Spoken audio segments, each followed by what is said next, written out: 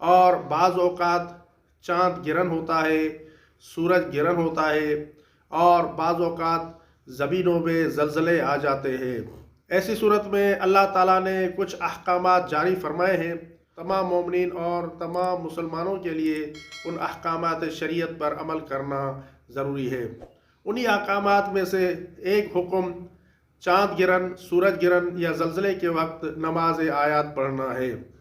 آپ نے یقیناً سنا ہوگا کہ 8 نومبر کو پوری دنیا کے کچھ ممالک میں چاند گرہن لگنے والا ہے۔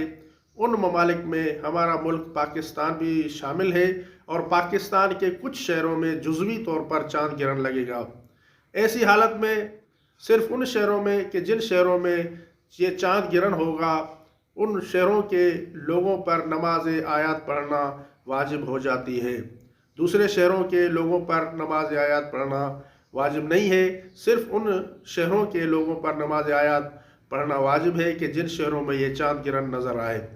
نماز آیات پڑھنے کا ایک خاص طریقہ ہے، جو طریقہ ہم نے اپنے یوٹیوب چینل حسینی آواز میں پیش کر دیا ہے، اور میں آئی بٹن میں اس کا لنک آپ کی خدمت میں پیش کر دوں گا۔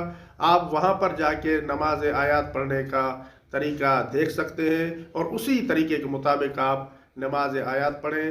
اللہ تعالیٰ سے دعا گو ہوں کہ اللہ تعالیٰ بحق محمد و آل محمد آپ کو اور آپ کے اہل خانہ کو سدا شاد و آباد رکھے۔